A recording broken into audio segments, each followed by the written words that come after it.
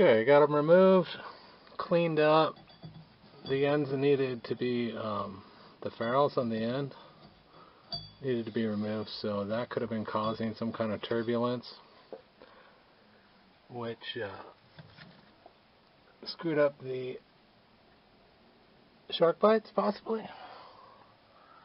It's all reamed and cleaned out now, so I'm not sure why I didn't do that last time. I may not have had that tool with me. Now we're going to sweat on it with you.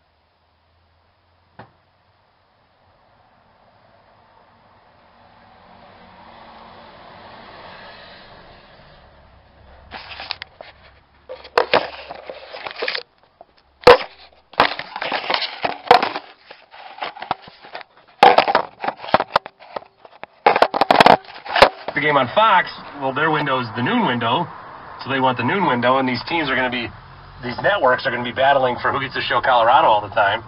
Dang, college football, it's such a great year, and it's going to be the last year of this Pac-12. And so if the TV contracts did come up, if they came up where it was time this year, you know, and there was money to spend, the Pac-12